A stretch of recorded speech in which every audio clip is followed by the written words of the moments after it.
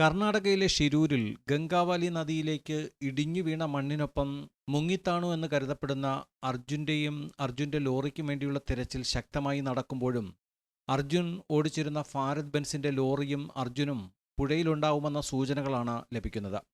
എന്നാൽ വാഹനം എങ്ങനെ പുഴയിലേക്ക് പതിച്ചു എന്നതിൽ വിശദമായ വിവരങ്ങൾ പുറത്തു വന്നിട്ടില്ല. സാധാരണയായി മണ്ണിടിച്ചിലുണ്ടാകുമ്പോൾ മുമ്പിലുള്ള വാഹനത്തെയോ സാധനത്തെയോ തള്ളി നീക്കിക്കൊണ്ടുപോകുന്ന രീതിയാണ് കണ്ടുവരുന്നത്. അതിനാൽ തന്നെ അർജുനുണ്ടായിരുന്ന ലോറിയെയും അർജുനെയും ഇടിഞ്ഞു വീണ മണ്ണ് തള്ളി നീക്കി നദിയിലേക്ക് കൊണ്ടുപോയി എന്നാണ് കരുതപ്പെടുന്നത്.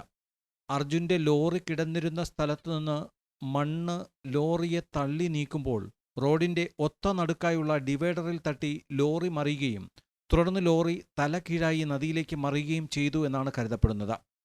റോഡിന്റെ നടുക്കായുള്ള ഡിവൈഡറിൽ ലോറിയുടെ ടയറുകൾ തട്ടി മറിയാനുള്ള സാധ്യതകളും പരിശോധനയ്ക്ക് നേതൃത്വം നൽകുന്ന സൈന്യം കാണുന്നുണ്ട്.